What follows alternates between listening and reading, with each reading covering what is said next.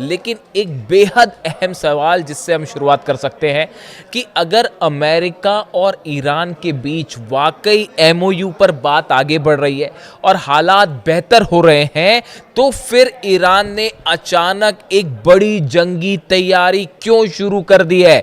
क्यों defence systems fire किए जा रहे हैं और बड़ी मिसाइल्स के टेस्ट हो रहे हैं? क्या ईरान इस बात को जानता है कि ये जो शांति दिखाई दे रही है ये आने वाले तूफान के पहले की शांति है और कुछ ही दिनों बाद एक बार फिर जंग छिड़ सकती है, एक बार फिर धोखा हो सकता है?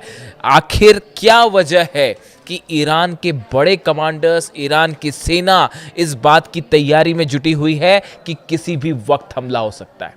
इस पर हम डिटेल से बात करेंगे, लेकिन शुरुआत करते हैं इस वक्त की सबसे अहम खबर के साथ।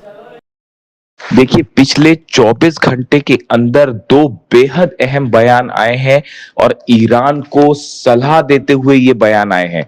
देखिए, पहला बयान आया है नॉर्थ कोरिया के शासक किम जोंग उन की तरफ से और दूसरा बेहद अहम बयान आया है रूस के राष्ट्रपति व्लादिमीर पुतिन की तरफ से। और ये दोनों ही मानो ईरान के एटमी पावर को लेकर एक बेहद अहम और बड़ी बात कह रहे हैं। देखिए, सबसे पहले बात करते हैं हम किम जोंग उन की।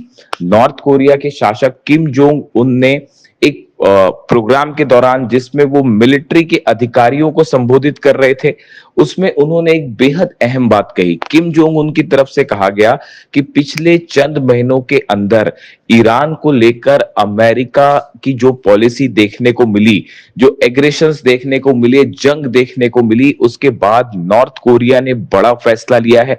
नॉर्थ कोरिया ने अपने एटमी हथियारों को तेजी से बढ़ाना शुरू कर दिया है। किम जोंग उन का कहना है कि अमेरिका और इजराइल जैसे देशों का सिर्फ एक इलाज है कि देश के एटमी पावर को बढ़ाया जाए, एटमी शक्ति को बढ़ाया जाए, ताकि अमेरिका और इजराइल जैसे देश हमला ना कर सके। देखिए, ये बेहद अहम बात है जो किम जोंग उन कह रहे हैं। किम जोंग उन ने एक बात और कही कि आजकल जो राष्ट्रवाद की परिभाषा अमेरिका और इजराइल जैसे देशों में देखने को मिल रही है, यूरोप के कुछ देशों में देखने को मिल रही है, ये बेहद खतरनाक है। और इस विचारधारा के चलते कई देशों पर हमले की कोशिश हो रही है, हमले हो रहे हैं। यही ईरान के साथ भी हुआ। जिस तरह से ईरान को निशाना बनाया गया, ऐसे हालात में किसी भी देश की सुरक्षा का सिर्फ एक रास्ता है, वो ये है कि न्यूक्लियर डिटरेंट हासिल किया जाए, एटमी शक्ति को बढ़ाया जाए, ताकि ऐसे देश हमला ना कर सके। किम जोंग उन का ये बयान इस ओर इशारा कर रहा है कि आने वाले चंद दिनों के अंदर नॉर्थ कोरिया की तरफ से अपने हथियारों के कार्यक्रम को, खास तौर पर एटमी हथियारों को तेजी से आगे बढ़ाया जाएगा। और किम जोंग उन ने इसका खुला ऐलान भी कर दिया है। उन्होंने अपनी सेना को यह आदेश दे दिए है कि जो मिसाइल प्रोग्राम है उसको तेजी से आगे बढ़ाया जाए, लॉन्ग रेंज मिसाइल्स बनाई जाए, साथ में एटमी जो हथियार हैं इनको भी तेजी से आगे बढ़ाया जाए, इससे जुड़े रिसर्च को तेज किया जाए। देखिए, ये बेहद अहम बयान है और एक प्रकार से इसे ईरान के लिए एक बड़ी सलाह माना जा रहा है। दूसरे शब्दों में किम जोंग उन ये कह रहे हैं कि ईरान को भी अपनी सुरक्षा के लिए एटमी पावर हासिल करना चाहिए, इसके अलावा और कोई चारा नहीं है और कोई रास्ता नहीं है। जब तक एटमी हथियार नहीं होंगे, जब तक न्यूक्लियर बॉम्ब नहीं होगा, तब तक हमले जारी रहेंगे, धोखा होता रहेगा। देखिए, ये बयान नॉर्थ कोरिया की तरफ से आया, किम जोंग उन की तरफ से आया, जो सीधा सीधा ईरान के मुद्दे पर बोलते दिखाई दिए। अब इस बयान के चंद घंटों बाद ही रूस के राष्ट्रपति व्लादिमीर पुतिन की तरफ से भी एक बेहद अहम बयान आया। देखिए, व्लादिमीर पुतिन भी एक सेना से जुड़े कार्यक्रम को संबोधित कर रहे थे और उस दौरान उन्होंने कुछ ऐसी बातें कही जो इस ओर इशारा कर रही है कि आने वाले वक्त में जल्द ही एक बड़ी जंग छिड़ सकती है। देखिए, उन्होंने कहा, वो नेटो देशों की तरफ इशारा करते हुए कह रहे थे, रूस की तरफ से ये कहा गया, पुतिन की तरफ से ये कहा गया कि ऐसा लग रहा है कि नेटो के देश, उन्होंने ट्रम्प का अमेरिका का नाम नहीं लिया, लेकिन उनके कहने का मतलब अमेरिका से भी था। ये सीधा हमला ट्रम्प पे माना जा रहा है। पुतिन ने कहा कि नेटो देश अब रूस के खिलाफ सीधे जंग की तैयारी कर रहे हैं। जिस तरह से पिछले चंद दिनों में हमले शुरू हुए रूस के ऊपर, रूस की 80 से 85 ऑयल रिफाइनरीज को निशाना बनाया गया। अब पुतिन का कहना है कि जिन हथियारों से हमले हो रहे हैं, रूस को जिस तरह से निशाना बनाया जा रहा है, ये नेटो देशों की, अमेरिका की साजिश है और नई जंग भड़काना चाहते हैं नेटो के देश। इसके साथ ही देखिए, पुतिन ने भी एक बेहद अहम बात कह डाली है। पुतिन ने ये कहा है कि रूस की सेना अपने एटमी हथियारों के रिसर्च को बढ़ाएगी, अपने एटमी हथियारों के जखीरे को मजबूत बनाएगी। देखिए, ये बात वही है जो किम जोंग उन कह रहे हैं, और किम जोंग उन के बयान के चंद घंटों के अंदर ही पुतिन का भी ये बयान आया, और पुतिन का भी कहना यही है। दूसरे शब्दों में पुतिन ये कहते दिखाई दे रहे हैं कि नेटो देशों के एग्रेशन के खिलाफ, अमेरिका के हमलों के खिलाफ अगर कोई सबसे अच्छी नीति है सुरक्षा की, तो वो नीति है एटमी हथियार बनाना, लॉन्ग रेंज मिसाइल्स होना।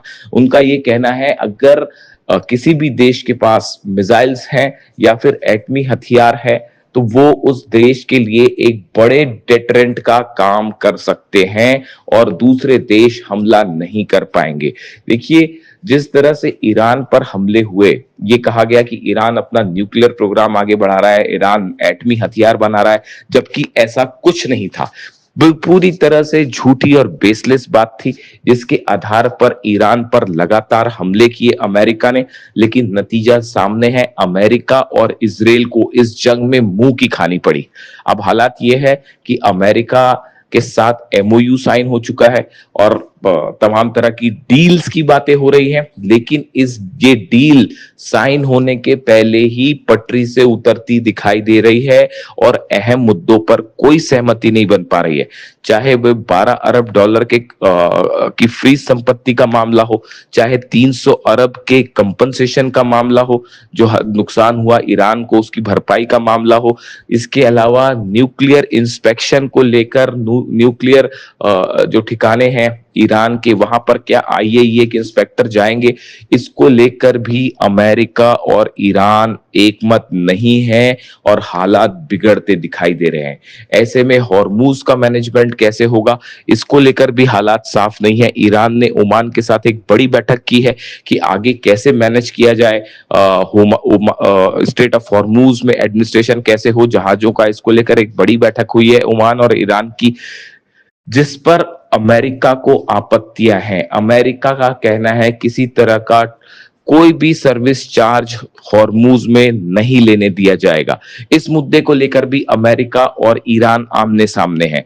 वहीं डोनाल्ड ट्रंप की तरफ से भी ये बयान आ गया है कि आईएईए के इंस्पेक्टर्स जो हैं वो ईरान जाएंगे और न्यूक्लियर साइट्स पर जो है वो पता लगाएंगे कि वहां क्या हालात है, जिसको लेकर भी ये साफ नहीं है कि ईरान इसको इजाजत देगा या नहीं। ईरान की तरफ से साफ कह दिया गया है कि फिलहाल इस तरह की कोई परमिशन नहीं दी गई है।